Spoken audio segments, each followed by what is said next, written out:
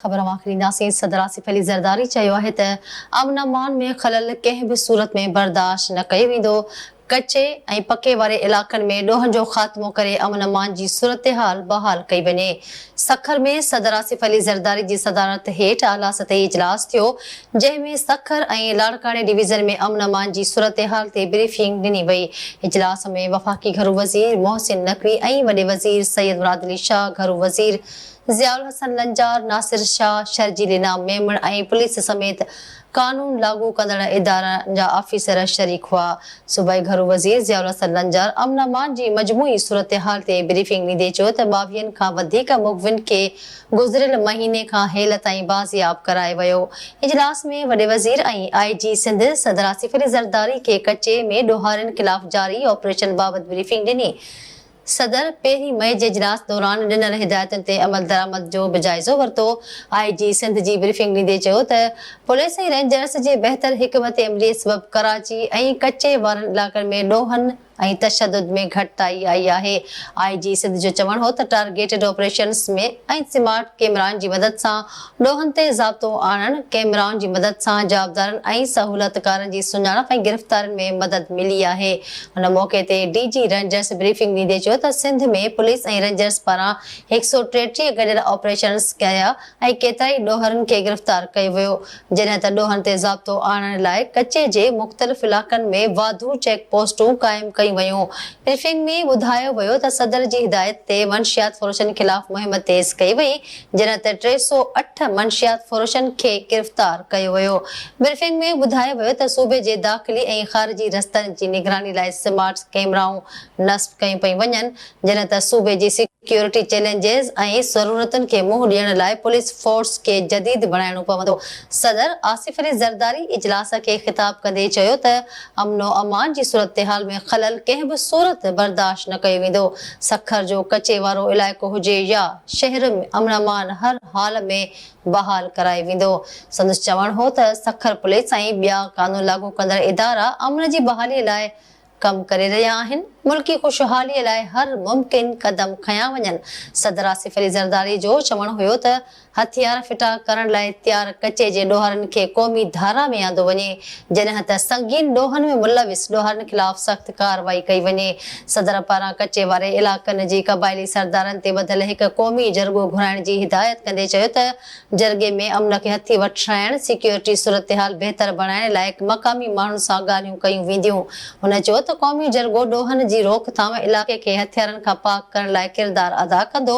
सदर पारां कचे जे अवाम जी समाजी ऐं इक़्तिसादी हालत बहितर बणाइण जी ज़रूरत ते ज़ोर ॾींदे चयो वियो त ॿहिराड़ियुनि में रोडनि, सिहत ऐं तालीम जे बुनियादी इंफ्रास्ट्रक्चर खे बहितर बणायो वञे। सदर जो चवणु हो त सिंध पुलिस खे जदीद हथियार, मुनासिब वसीला फ़राहम करे सलाहियतुनि खे वधाइण घुर्जे। पुलिस एहलकारनि जी हौसला अफ़ज़ाई कई वञे त उहे पंहिंजा फ़र्ज़ बहितर नमूने सर अंजाम ॾियनि। सदर आसिफ अली ज़रदारी जो वधीक चवणु हो त सिंध पुलिस में शामिल थियण लाइ औरतुनि खे हिमथाइण जी ज़रूरत आहे। सिंध पुलिस जे शहीदनि जे ख़ानदाननि ऐं ॿारनि जी भलाई खे यकीनी बणायो वञे। सदर पारां सकरन पुलिस कमांडो स्कूल जे अपग्रेडेशन, पुलिस लाइ कैडेट कॉलेज जे क़याम लाइ ज़मीन जी फ़राहमी ते अमल तेज़ करण जी हिदायत कई वई, जॾहिं त कैडेट कॉलेज जे चूंडियल शागिर्दनि खे सिंध पुलिस में शामिल थियण लाइ तालीम ऐं तरबियत ॾिनी वेंदी। सदर ॾोहनि ते ज़ाब्तो आणण ऐं अमन अमान जी सूरत हाल खे बहितर बणाइण में सिंध हुकूमत, पुलिस ऐं रेंजर्स जी कारकर्दगी खे साराहियो। सखर बेराज बाबति ॻाल्हाईंदे सदर आसिफ अली ज़रदारी जो चवणु हो त सखर बेराज क़ीमती असासो आहे। हिन सिलसिले में का बि कोताही बर्दाश्त न कई वेंदी। ज़राअत खे हथी वठाइण लाइ सखर बेराज हिकु अहम मनसूबो आहे। सदर आसिफ अली ज़रदारी घोटकी करमपुर पुल वारो मनसूबो जल्द खां जल्द मुकमल करण जी हिदायत कई। सदर पारां सुप्रीम कोर्ट में 3 जजनि जी मुक़ररी जी मंज़ूरी ॾिनी वई, जंहिंजो नोटिफिकेशन पिणु जारी कयो वियो आहे। सदर आसिफ अली ज़रदारी जस्टिस अकील अहमद अब्बासी, जस्टिस मलिक शहजाद अहमद ख़ान ऐं जस्टिस शाहिद बिलाल हसन खे सुप्रीम कोर्ट जो जज मुक़रर करण जी मंज़ूरी ॾेई छॾी। सदर जी मंज़ूरी खां पोइ कानून वारी वज़ारत 3 जजनि जी सुप्रीम कोर्ट में मुक़ररी जो नोटिफिकेशन जारी करे छॾियो आहे। यादि रहे त जुडिशियल कमीशन 3 जजनि जी मुक़ररी जी सिफ़ारिश कई हुई। सुन्नी इत्तेहाद काउंसिल जे मखसूस सीटन बाबत केस जी ॿुधणी दौरान चीफ जस्टिस काज़ी फैज़ ईसा वकील सलमान अकरम राजा खां पुछाणो कयो त का मजबूरी हुजे त पोइ आइन खे तस्लीम न कयो वञे, छा मजबूरी में समूरा कानून तोड़िया वेंदा आहिनि। चीफ जस्टिस काज़ी फैज़ ईसा जी सरबराही में सुप्रीम कोर्ट जी 13 रुकनी बेंच सुन्नी इत्तेहाद काउंसिल जी मखसूस सीटन बाबत दरख्वास्तन जी ॿुधणी कई। ॿुधणी दौरान जस्टिस अतहर मिनल्ला सुन्नी इत्तेहाद जे वकील सलमान अकरम राजा खां पुछाणो कयो त छा उम्मीदवार हिक फर्द वारी जमात में छो शामिल थिया, आखिर कहिड़ी मजबूरी हुई जो पीटीआई उम्मीदवारनि खे सुन्नी इत्तेहाद काउंसिल में वञणो पियो। सलमान अकरम राजा जो चवणु हो त खेनि ॿुधायो वियो त चूंड निशान वापसि थी वियो त मखसूस सीटूं न मिलंदियूं। पीटीआई उम्मीदवारनि मजबूरी में सुन्नी इत्तेहाद काउंसिल में शमूलियत इख्तियार कई हुई। चीफ जस्टिस चयो त छा मजबूरी हुजे त आइन खे तस्लीम नाहे कयो वेंदो, छा मजबूरी में समूरा कानून ऐं उसूल तोड़िया वेंदा आहिनि। सलमान अकरम राजा जो चवणो हो त पीटीआई जे कदम थियण जूं ॻाल्हियूं हली रहियूं हुयूं। सीनियर वकीलनि इहो फ़ैसिलो कयो हो त सुन्नी इत्तेहाद काउंसिल में शमूलियत में को बि हर्ज नाहे। चीफ जस्टिस काज़ी फैज़ ईसा सुन्नी इत्तेहाद काउंसिल जे मखसूस सीटुनि बाबत केस जी ॿुधणी दौरान रिमार्क्स ॾींदे चयो त वक़्तु अची वियो आहे त मुल्क आइन मुताबिक़ ई हले। मखसूस सीटुनि जे हवाले सां आइन वाज़े आहे।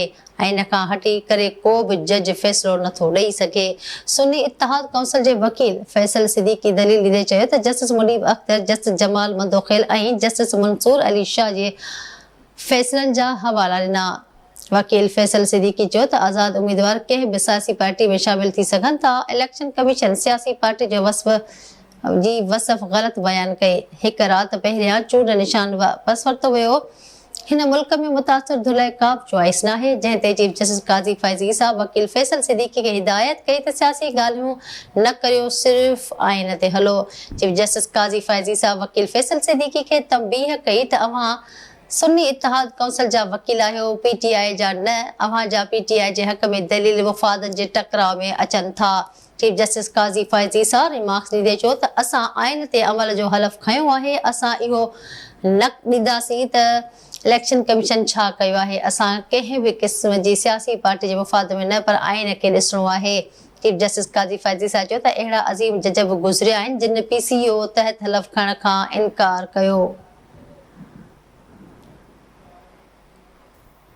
Islamabad high court election commission जो इस्लामाबाद जे ट्रिब्यूनल जी तब्दीली वारो ऑर्डिनेंस मुअत्तल करे छॾियो आहे। इलेक्शन कमीशन ट्रिब्यूनल जी तब्दीली ख़िलाफ़ दरख़्वास्त ते इस्लामाबाद हाई कोर्ट जे चीफ जस्टिस आमिर फारूक ॿुधणी कई। इन सिलसिले में नून लीग जे assembly member Anjum Aqeel, additional attorney general ऐं धुरियुनि जा वकील अदालत में पेश थिया। ॿुधणीअ दौरान अदालत अंजुम अकील खां सवाल कयो त अव्हां जेको हल्फ़ी बयान इलेक्शन कमीशन में जमा करायो, इन में जेको लिखियल आहे इहो सच आहे। अंजुम अकील अदालत जे पुछण ते दरख़्वास्त में इस्तेमाल लफ़्ज़नि जी वज़ाहत न करे सघियो। चीफ जस्टिस आमिर फारूक पुछाणो कयो त अव्हां खे सम्झाइणो आहे त नेपोटिज़म छा थींदो आहे, मूंखे इन जो मतिलबु सम्झायो। अकील अंजुम चयो त इहे लफ़्ज़ लीगल लफ़्ज़ आहिनि। मां अदालत खां गैर मशरूत माफ़ी वठां थो। जंहिं ते जस्टिस आमिर फारूक चयो त नेपोटिज़म लफ़्ज़ बिल्कुलु बि लीगल लफ़्ज़ न आहे। छा अव्हां पढ़ण खां सवाइ हल्फ़ी बयान ते सही करे छॾी। अंजुम अकील जवाबु ॾींदे चयो त मूं बयान पढ़ण खां सवाइ सही कई हुई। चीफ जस्टिस पुछाणो कयो त अव्हां दरख़्वास्त ॾिनी आहे। जज साहब धुरियो आहे ऐं इहो ॿुधायो वियो त हू कीअं जानिबदार हुयो। अव्हां जी सिफ़ारिश न मञी रहियो आहियां, छा उन करे अव्हां केस तब्दील कराइण चाहियो पिया। अकील अंजुम जवाबु ॾींदे चयो त मूं सिफ़ारिश नाहे कई, पर मां माज़रत ख़्वाह आहियां। मूं केस ट्रांसफर कराइण लाइ दरख़्वास्त ॾिनी हुई।